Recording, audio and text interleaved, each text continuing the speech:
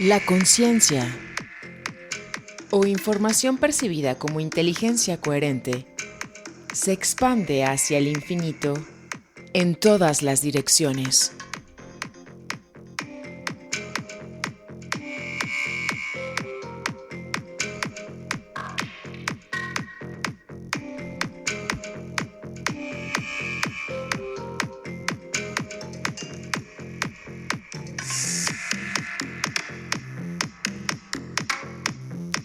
Y si has llegado al momento en el camino en donde no sabes qué dirección tomar, hacia dónde dirigirte, hay tantos senderos, tantas brechas.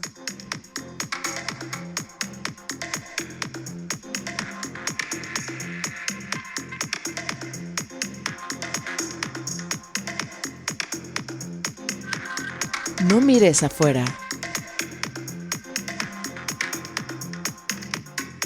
Cierra los ojos.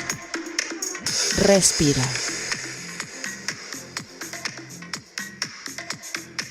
Respira. Sé consciente de ese intercambio.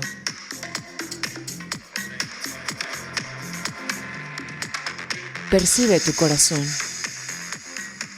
Calla la mente.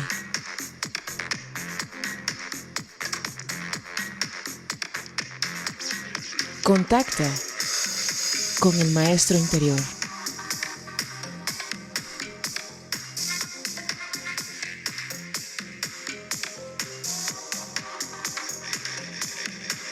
Y en ese lugar, pregunta: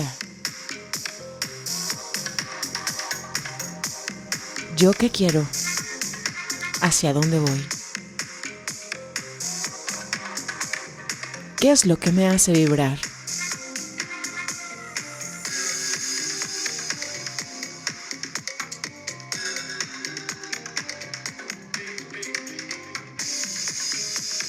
Es de valientes cambiar de camino. Es de despiertos abrir brecha. Es de guerreros seguir el corazón.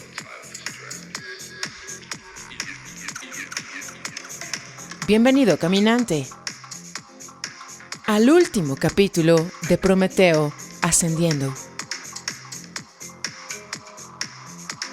Culminamos este sendero.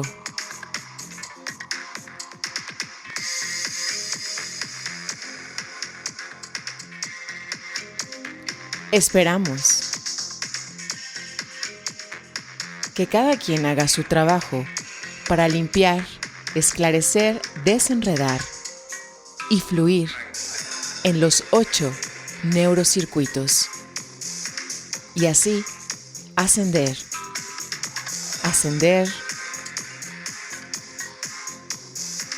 hacia la conciencia supraconsciente.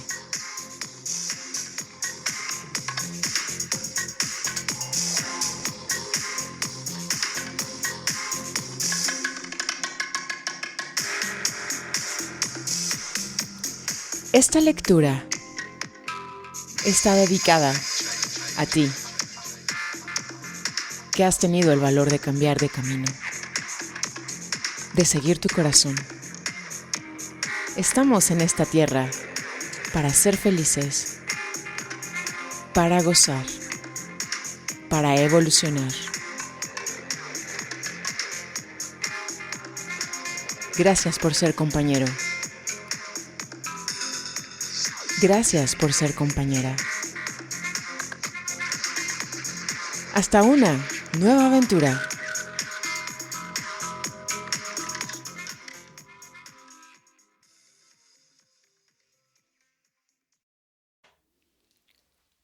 Capítulo 19. Prometeo Ascendiendo. Nos estamos extendiendo en el espacio y el tiempo, no por el capitalismo o el socialismo, sino a pesar de ellos. Los sistemas capitalistas, socialistas, no están psicológicamente preparados para nuestra situación emergente en el tiempo y el espacio.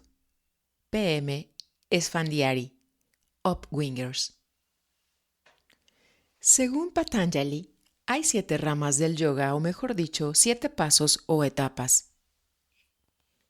En primer lugar está asana, que consiste en mantener una postura única, usualmente sentado, durante periodos prolongados de tiempo. Este es un intento en nuestra terminología para estabilizar el circuito de biosupervivencia por ahogamiento en la monotonía. Te sientas y te quedas ahí. Te quedas ahí. Con el tiempo, una paz interna se alcanza, lo que significa el atrofiamiento de todos los niveles anteriores o inconscientes de biosupervivencia ansiosa.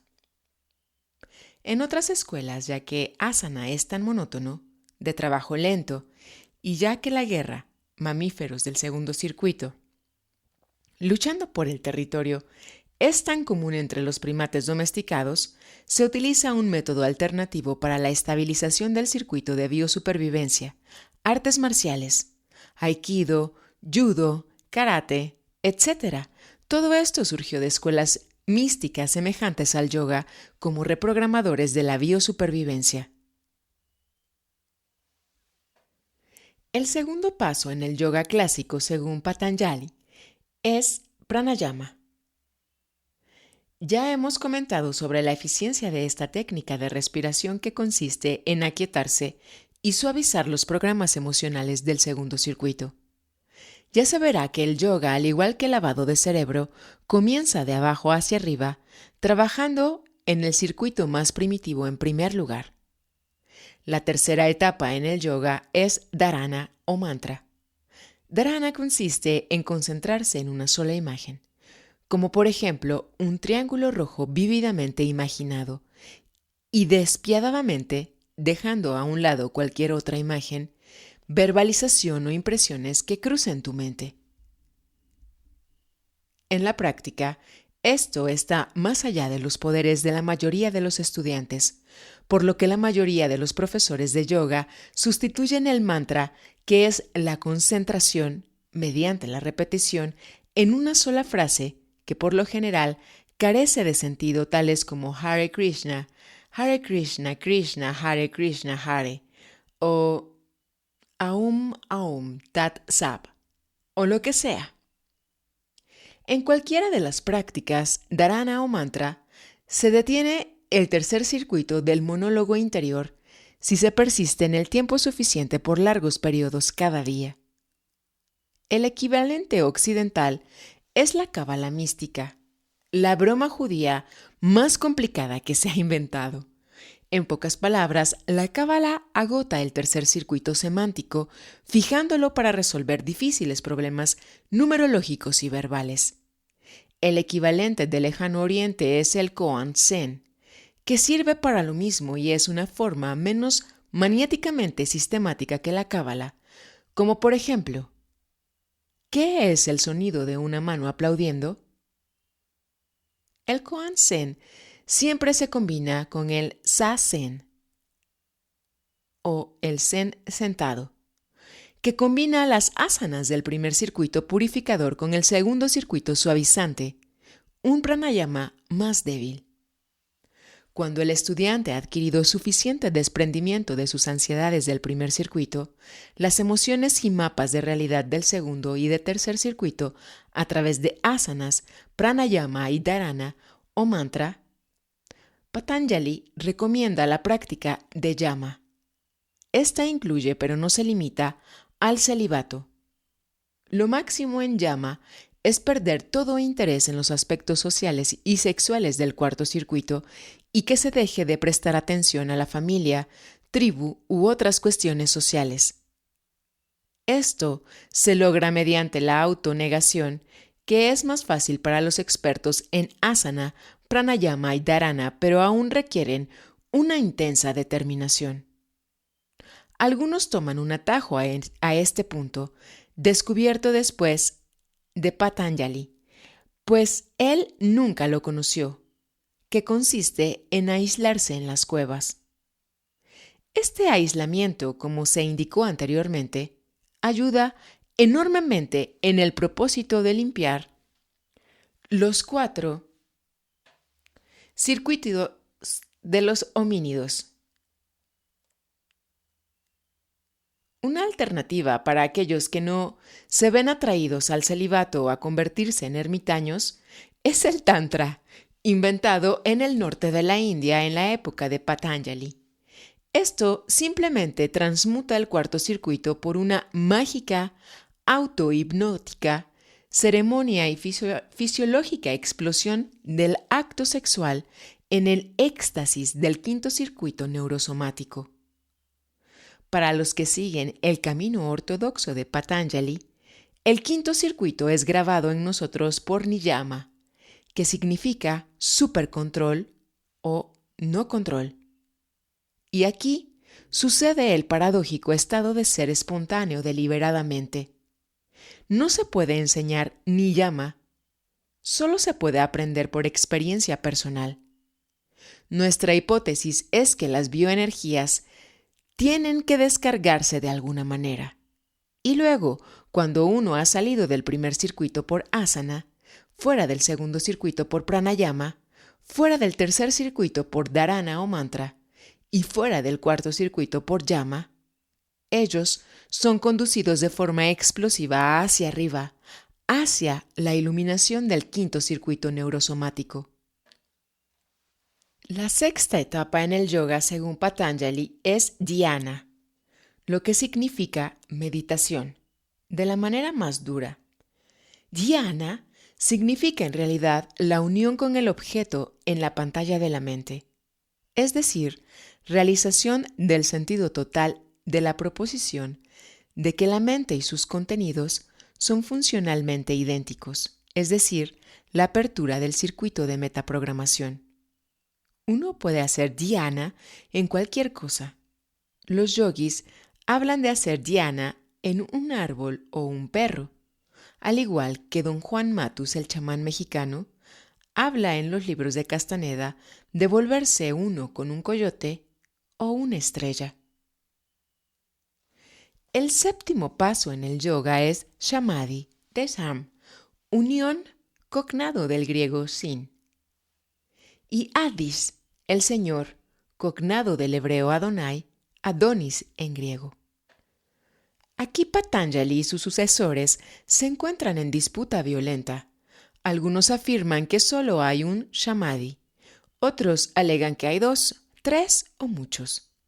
Dado que ésta se corresponde con la apertura y la impronta del circuito neurogenético, debemos optar la opinión de que hay muchos samadhis, dependiendo de qué o de cuántos arquetipos divinos de los archivos genéticos estén implantados. Los místicos católicos hacen el samadhi en la Virgen, los sufis en Allah, Aleister Crowley en Pan. Y sobre todo, en el 8º circuito, la red cósmica de información también puede ser implantada, produciendo la unión con todos los seres sensibles y con algunos arquetipos emblemáticos del programa maestro de ADN y también con el universo inorgánico.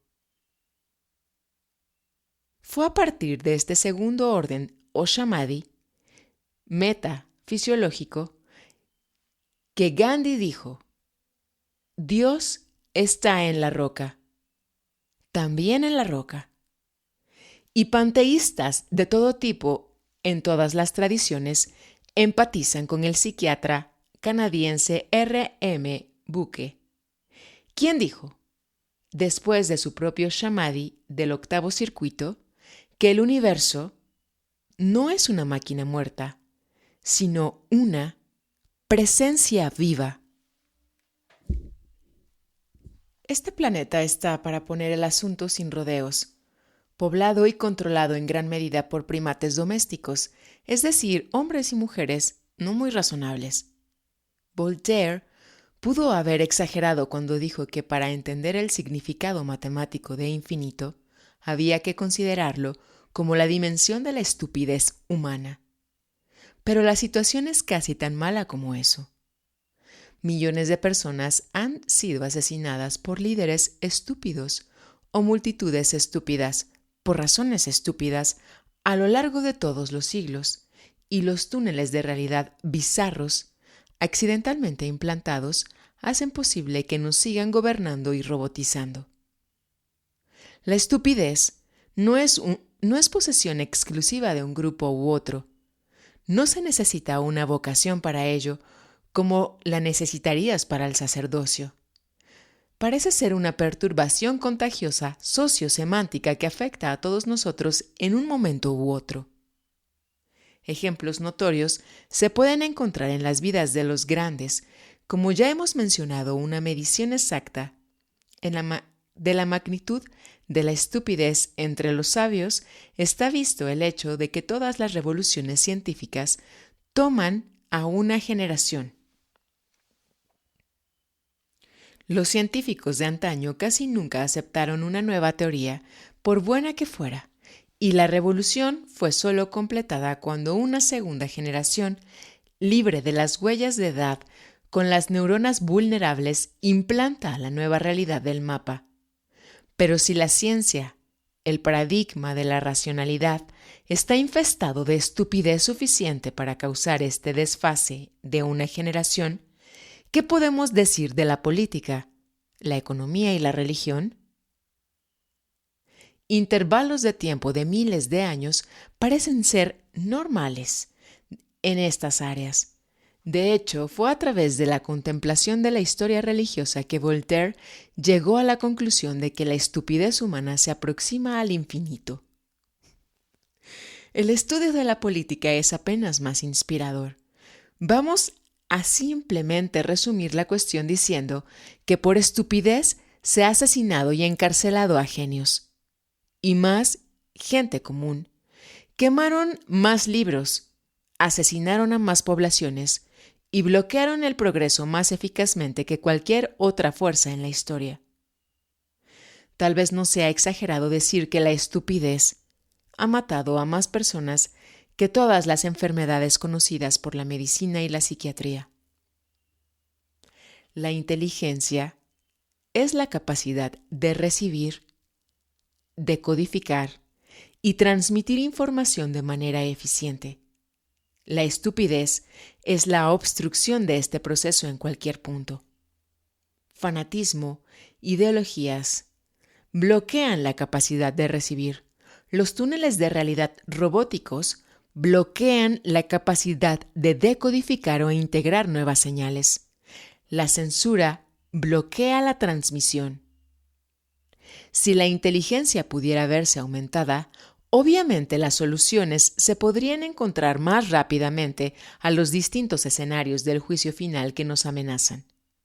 Si cada científico que trabaja en el problema de los recursos de energía pudiera duplicar o triplicar su inteligencia, el trabajo que requiere 20 años se podría hacer en 6. Si la estupidez humana disminuyera, habría menos oposición al pensamiento original y nuevos enfoques a nuevos viejos problemas, menos censura y menos fanatismo. Si la estupidez disminuyera, se gastaría menos dinero en grandes imbecilidades organizadas como la carrera armamentista, y habría más recursos disponibles para mejorar la calidad de vida. No hay nada racionalmente deseable que no se pueda lograr antes, si la racionalidad misma aumenta. Esto es casi una tautología, pero debemos tener en cuenta el corolario. Trabajar para lograr la intensificación de la inteligencia es trabajar para lograr todas nuestras otras capacidades y las metas que valen la pena. Maurice Nicoll, médico, psiquiatra, estudiante de Jung, Gurdjieff y del cristianismo esotérico, escribió que el único objetivo en el trabajo sobre la conciencia es disminuir la cantidad de violencia en el mundo. Este es el problema de salud pública número 1 en la era nuclear, la era de las exageraciones. No estamos hablando de un simple aumento lineal de la inteligencia semántica del tercer circuito, el cociente intelectual. Estamos hablando también de los tipos de inteligencia del lado derecho del cerebro que Nicole adquirió de la investigación neurogenética junguiana y técnicas de metaprogramación de Gurdjieff. Estamos hablando de, por ejemplo, la inteligencia de Beethoven, que un Lenin tan perturbado no podía soportar escuchar la apasionata Sonata 23 porque le daban ganas de llorar y de darle de palmadas a la gente en la cabeza.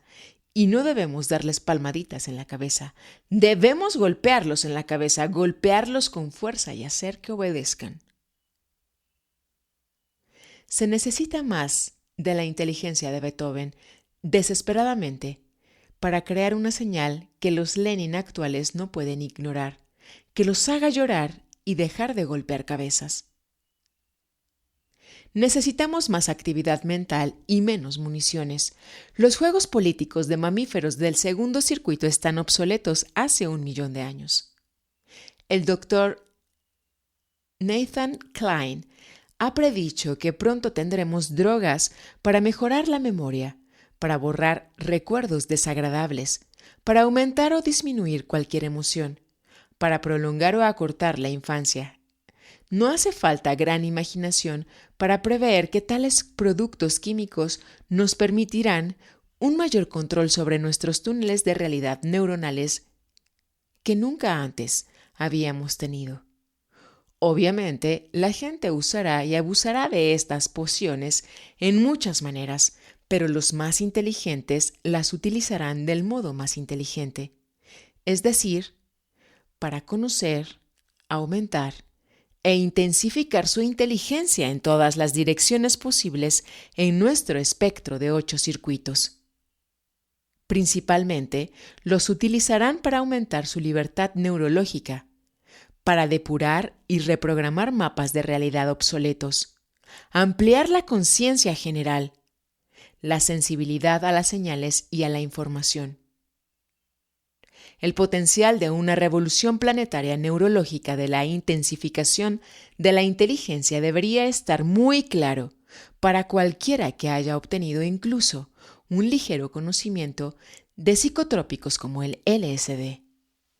Uno de los hechos menos conocidos sobre la investigación del LSD fue que en el mayor proyecto de investigación con el LSD en Spring Grove Hospital, Maryland, año 1960, se mostró un promedio de aumento del 10% de coeficiente intelectual en los sujetos, así como la vista de metaprogramación y despertares neurogenéticos popularizados por la cultura del LSD y sus gurús.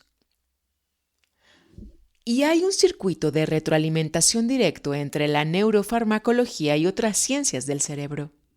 Como dice William Burroughs, cualquier cosa que se puede hacer químicamente, se puede hacer por otros medios. El yoga más la biorretroalimentación produce el desprendimiento de improntas antiguas más rápido que el yoga solo. El hipnotismo y las drogas producen más sinergia que cualquiera de ellos por sí solos. Es un lugar común para los alarmistas el advertirnos que el arsenal de interacción de neurociencias sinérgicas entre sí permitirá a los tiranos sin escrúpulos lavarnos el cerebro mejor que nunca. Necesitamos darnos cuenta de que la misma tecnología, sabiamente utilizada por hombres y mujeres inteligentes, puede liberarnos de toda forma de rigidez neurótica e irracional para sintonizar y enfocar nuestros sistemas nerviosos tan fácilmente como marcar o centrar nuestra televisión, convirtiendo cualquier canal o circuito de vez en cuando como nosotros lo decidamos.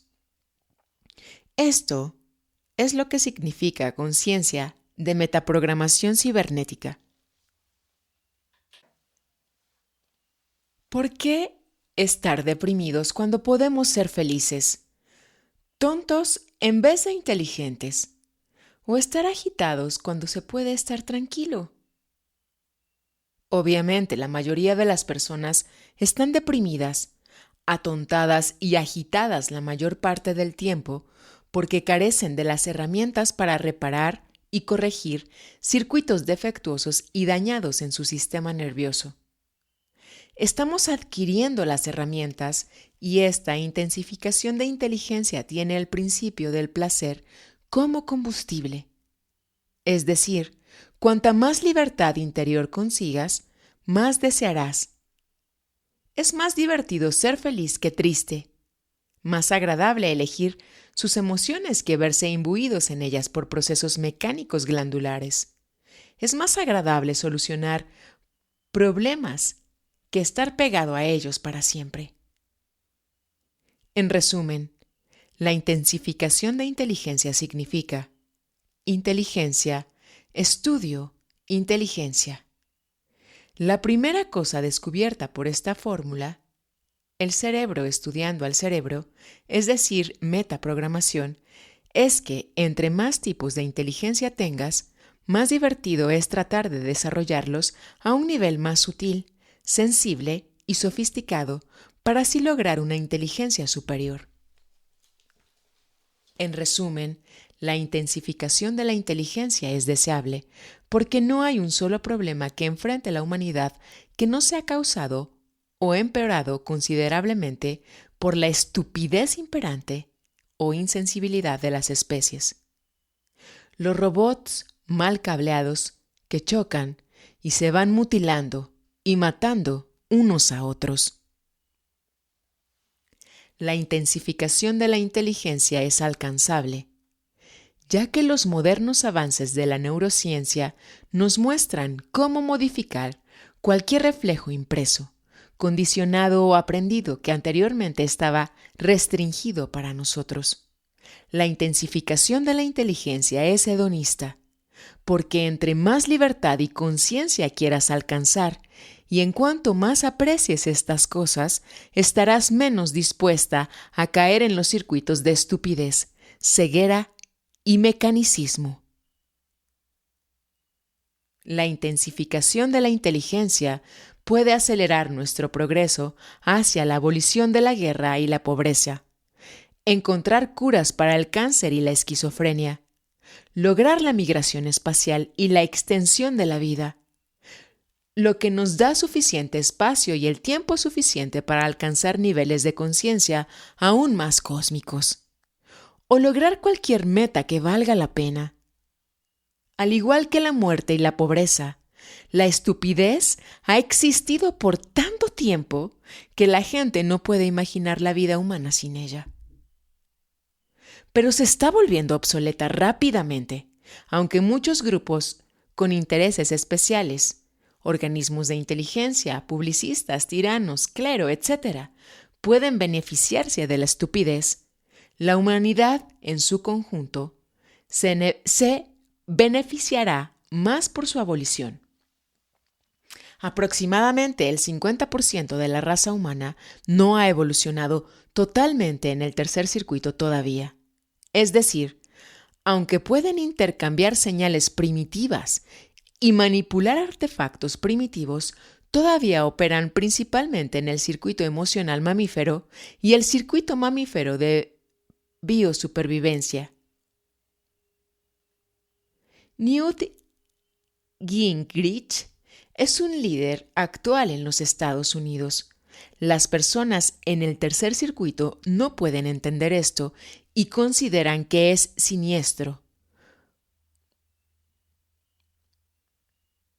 porque es un sencillo comportamiento de manada. Gingrich es el líder típico primate.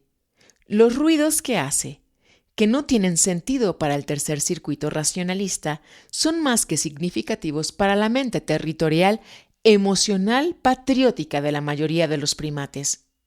Otro 20% son responsables adultos inteligentes con pleno desarrollo de los circuitos tercero y cuarto.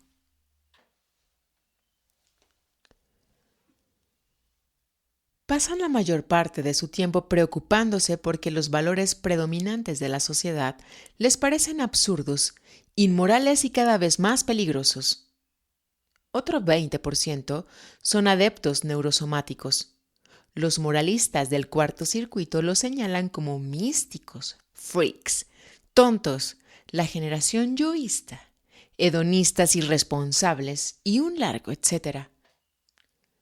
La mayoría de los adeptos del quinto circuito, conspiradores de Acuario, tienen aprendidas las artes de Joyce: silencio, exilio, astucia.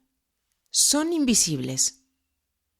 Otros han llevado sus talentos a la curación por fe o varios trucos ocultos de ese tipo y con mucho cuidado no les dicen a sus clientes que la ideología, la moral y el túnel de la realidad fue lo que les hizo mal en primer lugar.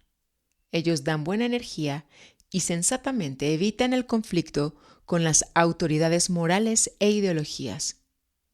Otro 5% tiene conciencia neurogenética y funcionan como agentes evolutivos, agentes de la fuerza de la vida, en la terminología de Shaw. Su dios es Pan, la vida, y su meta es la inmortalidad. El otro 3% ha dominado el circuito de metaprogramación y constituyen lo que Gurdjieff llama el círculo consciente de la humanidad. Son francmasones en el sentido original de esa envilecida palabra, los co-creadores de realidades futuras. Solo el 2% son adeptos neurocuánticos y están más allá del espacio-tiempo por completo. Todos estos cálculos son aproximados.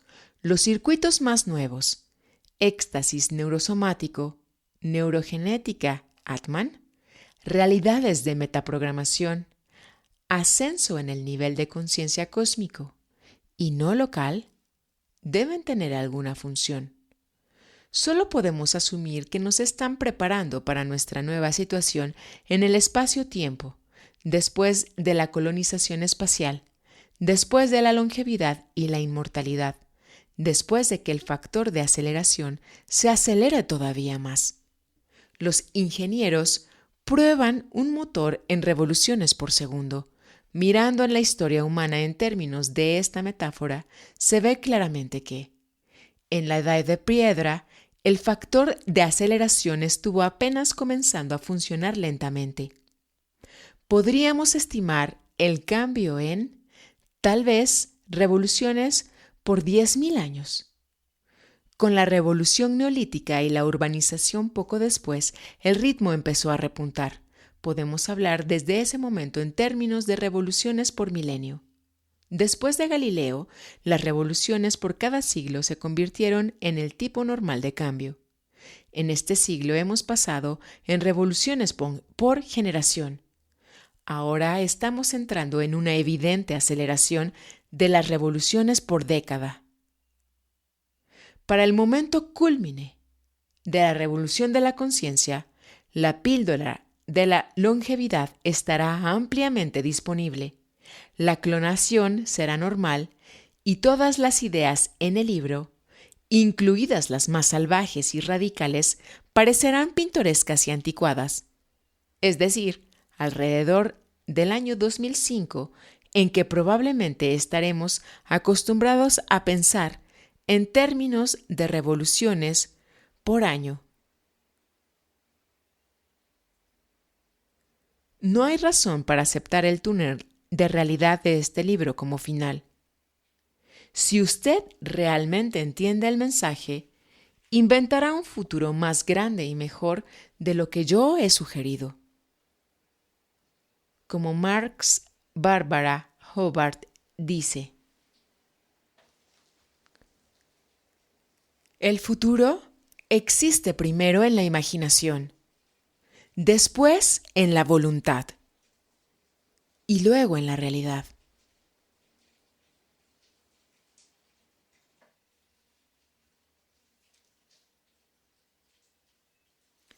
Apéndice. El esquema neurogenético de aspecto cíclico. 1. El niño desamparado, circuito número 1. 2. El niño caminando, luchando y compitiendo, circuito número 2. 3. El niño usando herramientas y palabras, circuito número 3. 4. Impresión y condicionamientos del circuito sexual, circuito número 4, para la domesticación parental. 5. Reproducción y el ciclo continúa.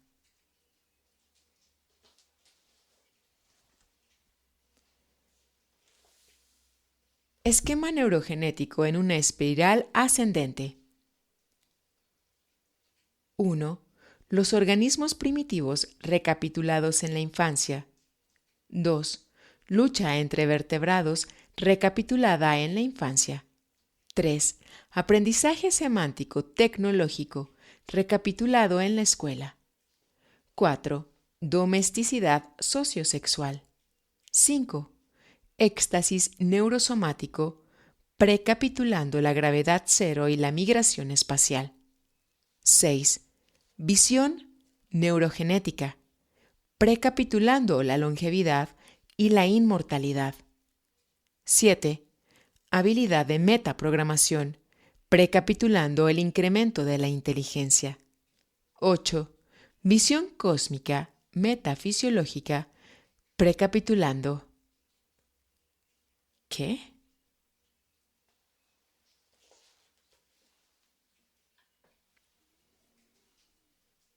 Fin.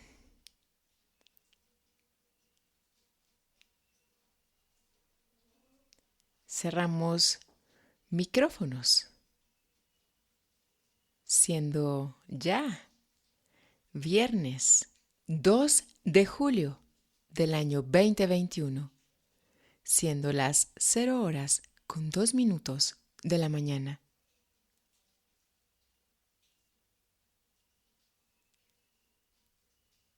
Leyendo totalmente en vivo desde el Cerro del Onix, Puebla, México. Planeta Tierra, Vía Láctea Galaxia.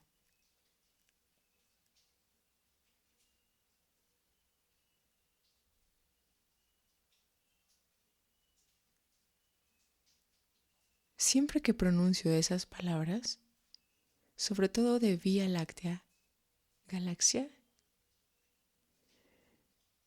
me imagino que alguien allá afuera en el espacio exterior, en los millones de cosmos,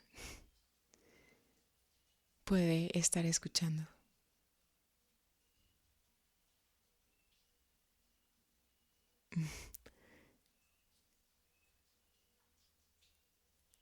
Y como en esa posibilidad la telepatía es,